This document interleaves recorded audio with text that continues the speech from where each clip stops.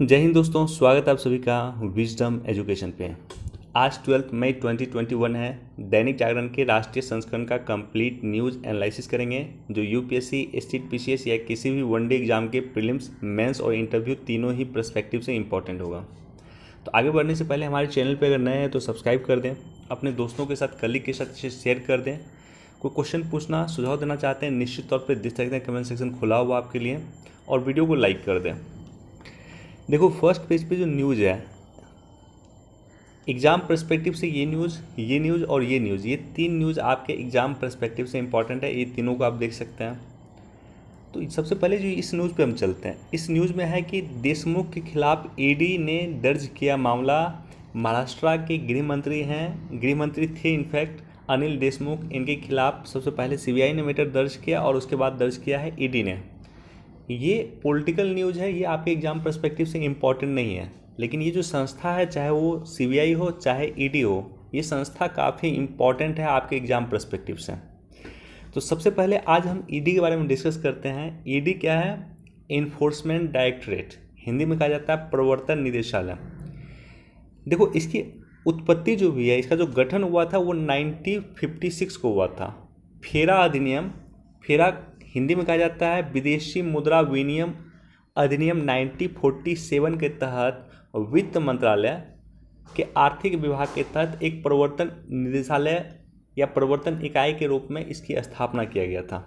यानी विदेशी मुद्रा का जो रेगुलेशन होगा भारत में, उस रेगुलेशन को लेकर के इस संस्था की स्थापना 1956 को किया गया था। अब ये जो फेरा जो नियम है, फेरा जो कानून है, जो वर्तमान तक चल रहा है, जिसे कहा गया विदेशी मुद्रा विनिमय अधिनियम, ये 1947 में था। उसके बाद 1973 में इसको फिर संशोधन किया गया और 1 जून 2000 को एक नया कानून जो है विदेशी मुद्रा प्रबंधन अधिनियम आ गया। फेरा की जगह फिमा आ गया, फॉरेन एक्सचेंज मैनेजमेंट एक्ट आ गया। पहले था फॉरेन एक्सचेंज रेगुलेशन एक्ट, फेरा था पहले, फेरा था फॉरेन एक्सचेंज रेगुलेशन एक्ट था, अब आ गया फिमा आ गया। अब देखो, ये जो है वित्त मंत्रालय के तहत राजस्व विभाग के अधीन एक वित्तीय एजेंसी है। वित्तीय एजेंसी मतलब है कि वित्त के संदर्भ में अगर कोई गड़बड़ी होती है, धन के संबंध में कोई गड़बड़ी होती है, तभी जाकर के एक एजेंसी एक्शन लेती है। तो ईडी एक वित्तीय एजेंसी है। इसका हेडक्वार्टर नई दिल्ली में है। 5 क्षेत्रीय कार्यालय है, मुंबई में, चेन्नई में, कोलकाता में, चंडीगढ़ में और दिल्ली में। तो हेडक्वार्टर नई दिल्ली में, उसके अलावा 5 क्षेत्रीय कार्यालय हैं, दिल्ली, मुंबई, कोलकाता, चंडीगढ़ और चेन्नई। अब देखो, सबसे इम्पॉर्टेंट जो आपको एग्जाम पर्सपेक्टिव से याद रखना चाहिए, यूपीएससी आपसे क्वेश्चन पूछ सकता है। 2 ऐसा एक्ट है जिसका उल्लंघन पे ईडी एक्शन लेता है। इस 2 एक्ट के अलावा कोई भी एक्ट हो या कोई भी नियम हो, कोई भी कानून हो, ईडी कोई मतलब नहीं। ईडी को, ईडी ये दोनों कानून का उल्लंघन होगा तभी जाके एक्शन लेगा। यानी foreign exchange management act, FEMA act और PMLA, prevention of money laundering act, ये 2 एक्ट का कभी भी उल्लंघन होगा तभी जाकर के ईडी एक्शन लेगा, अदरवाइज ईडी एक्शन नहीं लेगा। यानी ये जो मैटर हुआ है, ये मैटर के बैकग्राउंड में भी जाकर देखोगे तो ये 2 एक्ट है, ये 2 एक्ट का उल्लंघन हुआ होगा तभी जाकर के ईडी ने यहाँ पे एक्शन लिया। तो उम्मीद करता हूँ ईडी का जो बेसिक कॉन्सेप्ट है वो आपको क्लियर हो गया होगा। अब देखो, चीन ने बांग्लादेश को दी क्वाड में नहीं शामिल होने की चेतावनी। क्वाड के बारे में स्पेशल वीडियो बनाऊंगा मैं, उस पर डिस्कस कर देंगे। यूएसए के बारे में हमने स्पेशल वीडियो बनाया था, वहाँ पे हमने डिस्कस किया था, जाकर के देख सकते हैं, लिंक आपको डिस्क्रिप्शन में मिल जाएगा। अब यहाँ पे क्वाड पे हम डिस्कस नहीं कर रहे हैं, लेकिन आपको ये समझना होगा कि 2-3 चीज़ें यहाँ पे काफ़ी इंपॉर्टेंट हैं।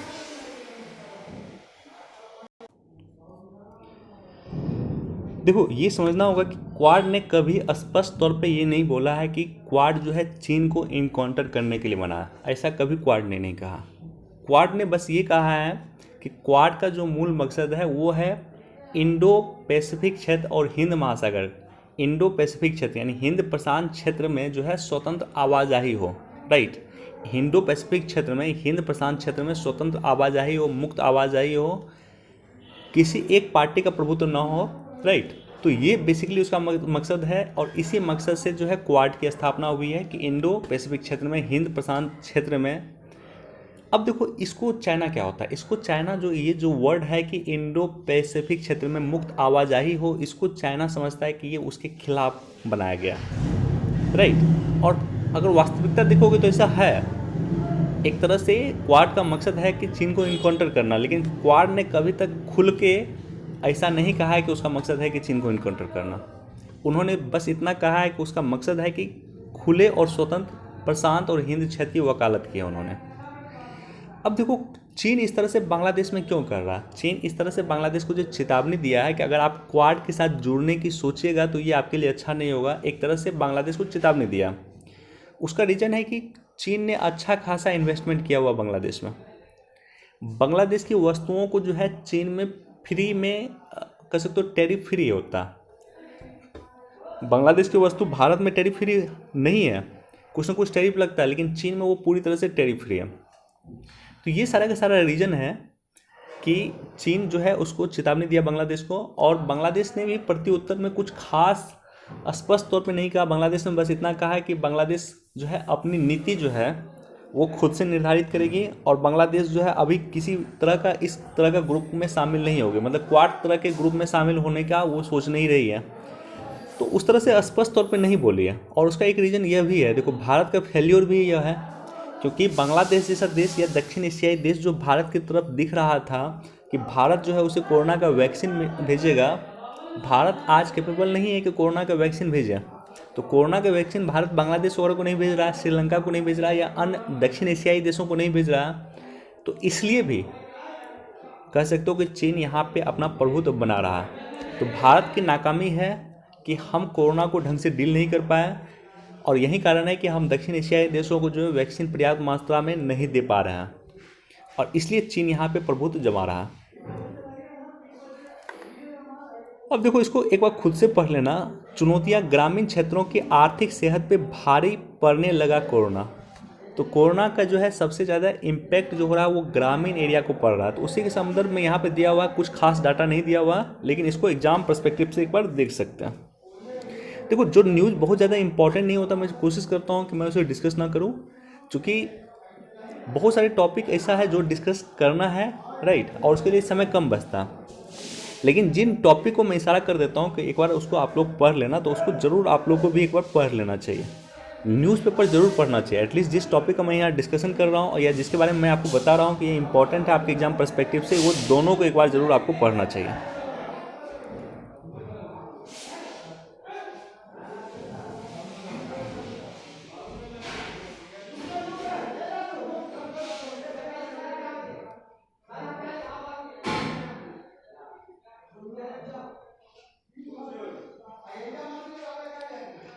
यहाँ पे देखो एक जो पोर्टल की चर्चा है, यहाँ पे बिजनेस पेज पे जैम पे सरकारी खरीद 6,894 करोड़ तक पहुँची। तो सबसे पहले हम जैम पोर्टल का डिस्कस करते हैं कि जैम पोर्टल आखिर है क्या। देखो गवर्नमेंट ई मार्केट प्लेस कहा जाता है इसको, जैम मतलब हो गया गवर्नमेंट ई मार्केट प्लेस। पहले क्या होता था कि मान लो कि सरकार को या सरकारी विभाग को अगर कोई खरीदारी करनी होती थी, मान लो सरकारी विभाग को जो है 100 लैपटॉप चाहिए, तो ऐसे कंडीशन में क्या करती थी सरकार कि सरकारी विभाग जो है इसका ऑक्शन टेंडर निकालती थी, और टेंडर में जो कंपनी इसको सस्ता मिलता था वो कंपनी से वो परचेज करती थी। तो टेंडर निकालना और उसके बाद जो है कंपनियों को टेंडर में शामिल होना एक लंबी प्रोसेस थी। तो इसको देखते हुए सरकार ने क्या किया कि एक जैम पोर्टल लॉन्च किया, इसका नाम है गवर्नमेंट ई मार्केट प्लेस। ये बेसिकली सरकारी खरीदी से संबंधित है, यानी सरकार में जो है सरकार के कोई विभाग है उसको खरीदारी करना है तो वो यहाँ पे खरीदारी कर सकते हैं। इसमें क्या है कि मान लो अगर कोई कंपनी सरकार की किसी विभाग को अगर मान लेते हैं कि 100 लैपटॉप की ज़रूरत है, तो वो क्या करेगा कि एक गवर्नमेंट ई मार्केट प्लेस है, वहाँ पे जितने भी लैपटॉप की कंपनी है या अन्य जो भी कंपनी है वहाँ पे रजिस्ट्रेशन की हुई है, वहाँ पे वो अपने लैपटॉप का कॉस्ट जो है और उसका स्पेसिफिकेशन डाल देगी। अब सरकार देखेगी मान लो कि 10 कंपनी है, 10 कंपनी में सबसे सस्ता कौन किस कंपनी में मिल रहा है और सबसे अच्छा किस कंपनी में मिल रहा है, उस कंपनी से वो डायरेक्टली परचेज कर लेंगे, राइट। तो यानी टेंडर निकालने का जो झंझट है वो झंझट समाप्त हो जाए, इसके लिए ये लाया गया था, पोर्टल लाया गया था 2016 में, government e market place GeM portal इसे कहा गया। इसकी शुरुआत वाणिज्य एवं उद्योग मंत्रालय ने वर्ष 2016 में किया था। गवर्नमेंट एक मार्केट प्लेस जहाँ पे सामान्य प्रयोक्ता वस्तुओं और सेवाओं की खरीदारी कर सकता है। सरकारी अधिकारियों द्वारा जैम में गतिशील और स्वपोषित अनुकूल पोर्टल है, यानी सरकारी जो कर्मी है या सरकारी संस्था जो है या सरकारी अधिकारी के द्वारा यहाँ से खरीदारी किया जा सकता है।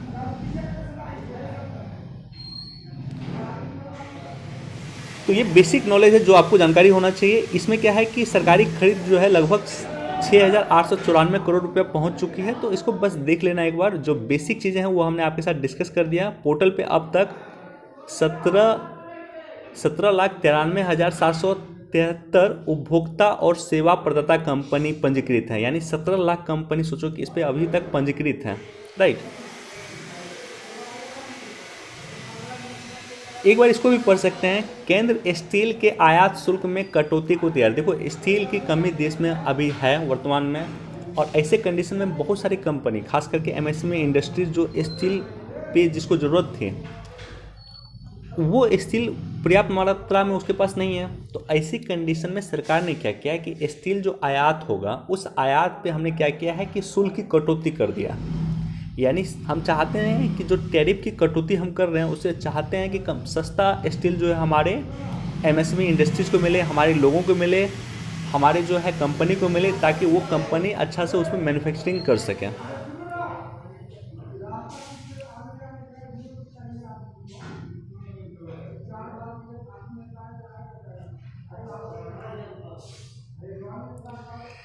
सचिन पायलट का ये दिया हुआ, कांग्रेस के नेता हैं, उनका ये एडिटोरियल है, तो एक बार इसको भी पढ़ सकते हैं आप।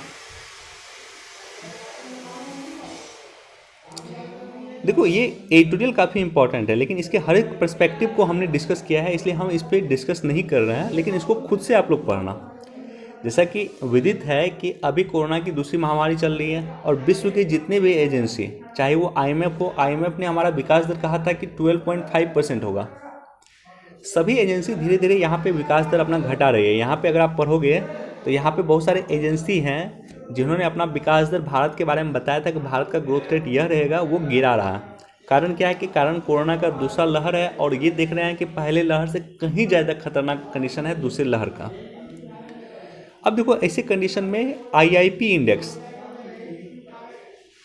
Sorry PMI index, PMI index के तहत हमने आपको बताया था कि पीएमआई इंडेक्स के तहत दोनों पार्ट है इसका। मैन्युफैक्चरिंग सेक्टर के लिए भी ये डिसाइड किया जाता है और सर्विस सेक्टर के लिए भी डिसाइड किया जाता है। पीएमआई इंडेक्स जो है, जो मार्च में 54.6 था, वो अप्रैल में 54 चला गया, राइट। इसी तरह से पीएमआई इंडेक्स नीचे जा रहा है। नीचे जा रहा है इसका मतलब क्या है कि पीएमआई इंडेक्स नीचे जा रहा है, इसका मतलब है कि हमारे देश में जो है मैन्युफैक्चरिंग सेक्टर और सेवा सेक्टर दोनों की गतिविधि कम हो रही है। इसी तरह से हम देख रहे हैं कि अप्रैल महीना में जीएसटी कलेक्शन हमारा काफ़ी अच्छा रहा था, लेकिन अब जो है मई में कितना जीएसटी कलेक्शन होगा इस पर संदेह की कंडीशन है। अप्रैल महीना में सबसे highest 1.41 lakh crore GST collection हुआ था, और वर्तमान में अब इस पर फिर संदेह की कंडीशन है। निर्यात हमारा अप्रैल में बढ़ा था और 3 गुना बढ़ के 30.21 करोड़ हो गया था, 21 अरब डॉलर हो गया था। 30 अरब डॉलर हमारा निर्यात हुआ था अप्रैल में, लेकिन इसको लेकर के फिर संदेह कंडीशन क्रिएट हो रहा है। ये सारा का सारा पॉइंट ये शो कर रहा है कि हमारी अर्थव्यवस्था में जो फिर एक बार गिरावट आई थी, और गिरावट आने के बाद जो है फिर 2021 में जो उछाल आ रहा था वो अच्छा उछाल फिर गिरेगा, राइट। तो बाकी इसको पढ़ लेना। इससे रिलेटेड पॉइंट हमने कल भी डिस्कस किया था, परसों भी डिस्कस किया था, और कुछ यहाँ पे डाटा दिया हुआ है जो आप लोग खुद से पढ़ सकते हैं।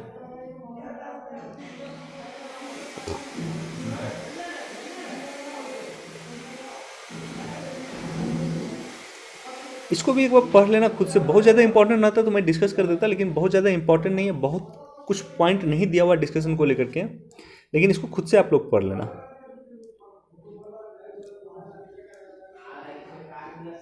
देखो, यहाँ भी वही पॉइंट है जो एडिटोरियल में दिया हुआ था, वही पॉइंट यहाँ दिया हुआ, फिर से आर्थिकी पे असर, तो उसी के संबंधित यहाँ पे भी पॉइंट दिया हुआ है, तो इसको भी एक बार देख सकते हैं आप लोग।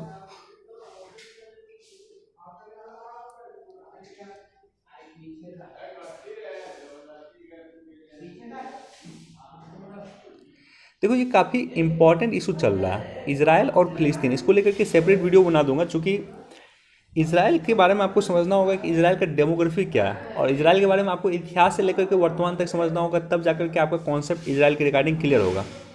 अरब वर्ल्ड पूरे मिल करके इजराइल का कुछ बिगाड़ नहीं पाई थी। लगातार 7 या 8 दिन युद्ध चला था और उसमें भी इजराइल की विजयी हुई थी। जब अगर इजराइल को आप देखोगे तो लगभग बिहार के बराबर है इजराइल, बहुत बड़ा नहीं, बहुत छोटा देश है।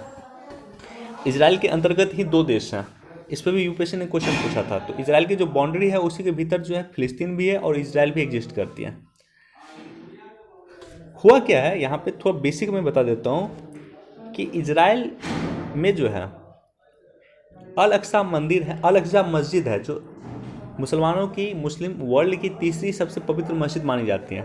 तो यहाँ पे इजरायली सेना और जो इजरायली पुलिस और वहाँ के जो फिलिस्तीन के जो समर्थक हैं उनके बीच संघर्ष स्टार्ट हो गया।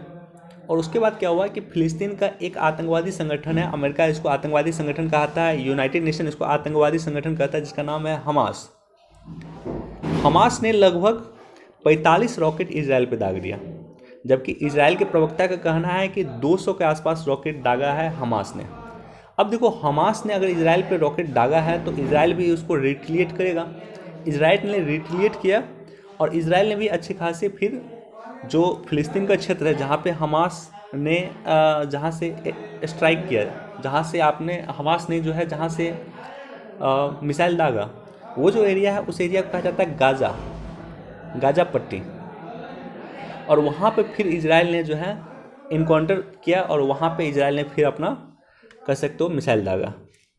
तो लोकेशन भी मैं डिटेल से डिस्कस कर दूंगा, एक सेपरेट वीडियो बना दूंगा इजराइल को लेकर के, वहाँ पे हम डिटेल से डिस्कस कर देंगे। इजराइल और फिलिस्तीन का इशू है, उस इशू पे भी हम डिटेल से डिस्कस कर देंगे। इसको भी देख सकते हैं, भारत ब्रिटेन आवाजाही समझौते ने पूर्व की अड़चनों को किया दूर। तो भारत और ब्रिटेन के बीच में आवाजाही समझौता हो चुका है। ब्रिटेन के जो होम मिनिस्टर हैं प्रीति पटेल और भारत के जो विदेश मंत्री हैं वो दोनों के बीच में ये समझौता हुआ। मामूली बढ़त के साथ 1.41 अरब हुई चीन की जनसंख्या। चीन की जनसंख्या बहुत ज़्यादा बढ़ी नहीं है, 1 अरब हुई है चीन का जो सेंसस है उस सेंसस के अकॉर्डिंग।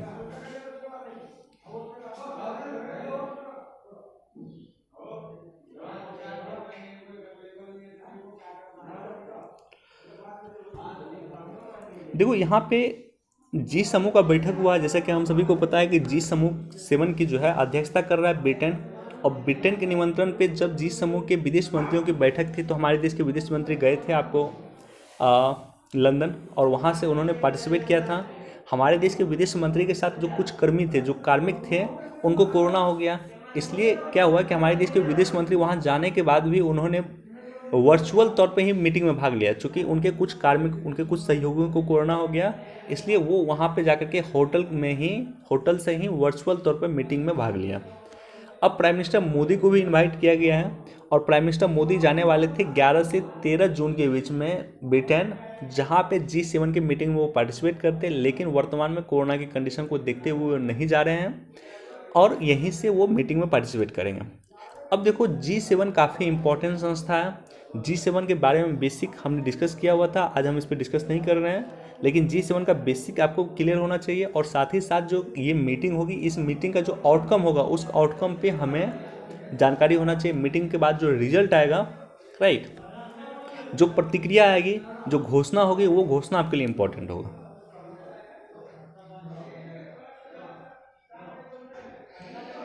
देखो दूरसंचार विभाग ने कहा कि कोरोना और 5G का कोई संबंध नहीं है। एक बड़ा अफवाह हम सुन रहे थे कुछ दिन से कि 5G के कारण कोरोना बढ़ रहा है, जबकि इसका कोई तालमेल नहीं है। देखो ये सब जो है क्या होता है कि चीन के द्वारा फैलाया हुआ भ्रम है एक तरह से। भारत ने चीन को बाहर कर दिया है, चीन भारत में 5G का परीक्षण नहीं करेगी, हमने चीन को मौका नहीं दिया, चीन को बाहर कर दिया। तो एक तरह से चीन के द्वारा फैलाया गया भ्रम है एक तरह से कि 5G के कारण कोरोना होता है, जबकि ऐसा कुछ भी नहीं होता।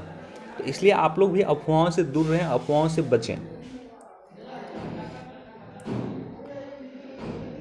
इतना ही न्यूज़ था। वीडियो देखने के लिए धन्यवाद। Thank you so much. Please do like, share and subscribe. Thank you.